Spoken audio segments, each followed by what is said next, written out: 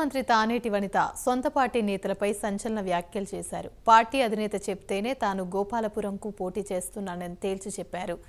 తలారి వెంకట్రావు కష్టాన్ని దోచుకోవడానికి రాలేదని, తనపై కావాలనే అబండాలు మోపుతున్నారని ఫైర్ అయ్యారు. అధిష్టానం ఎక్కడ చెప్తే అక్కడ పోటీ చేస్తానని పేర్కొన్నారు. తాను ఎవరికీ కోవట్టుగా పనిచేయడం లేదని, అలాంటి దుష్ప్రచారాలు మానుకోవాలని హెచ్చరించారు.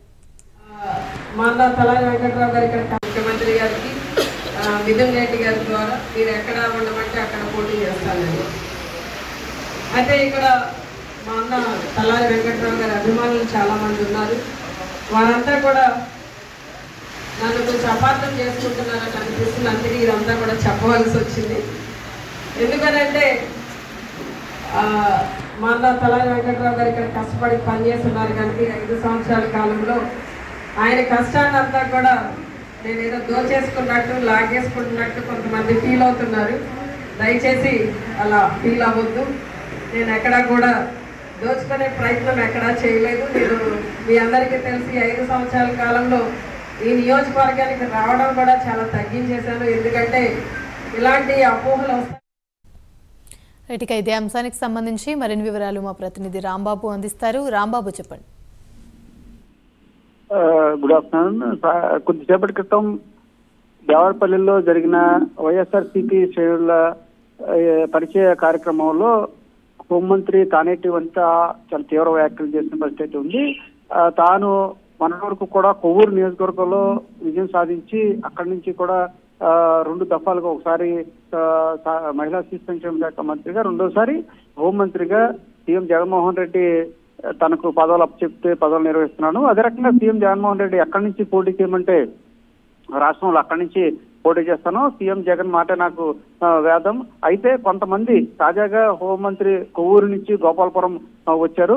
అక్కడ పరిచయ వేదిక సందర్భంగా మాట్లాడుతూ తాను గోపాలపురంలో ప్రెసిడెంట్ పనిచేస్తున్న తలారి వెంకట్రావు కష్టాన్ని తాను దోచుకున్నానని కొంతమంది తీవ్ర వ్యాఖ్యలు చేస్తున్న పరిస్థితి ఉంది. ఇప్పుడు 5 సంవత్సరాల పాటు తలారి వెంకట్రావు కష్టపడి పనిచేశాడు, పార్టీని ఇక్కడ నిలబెట్టాడు. అటువంటి సందర్భంలో తలారి వెంకట్రావుని కాదని తాను ఇక్కడికి రావటం పట్ల కొంతమంది తలారి వెంకట్రావు ఎవరైతే అనుచరులు ఉంటారో కొంతమంది ఇలా వ్యాఖ్యలు చేస్తున్నారు.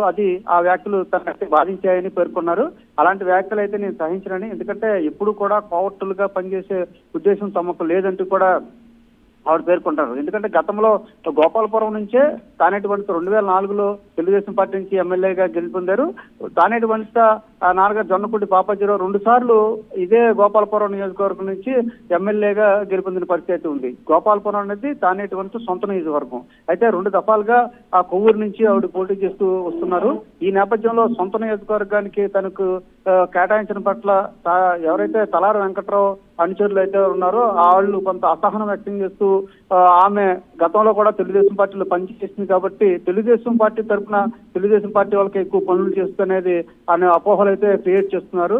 అవి అయితే సమర్థనీయం కాదు. నేను ఏ పార్టీకి కోవర్ట్ కాదు. ఏ పార్టీలో ఉంటే ఏ పార్టీ తరఫున నెగ్గితే ఆ పార్టీకే సేవ చేసే పరిస్థితి తప్ప వేరే విధంగా వెళ్లే పరిస్థితి లేదు. దయచేసి అర్థం చేసుకోండి. అలాంటి వ్యాఖ్యలు ఇక్కడి నుంచి ఎవరు చేయొద్దని కూడా ఆవిడ ఘాటుగా హెచ్చరించిన పరిస్థితి ఉంది.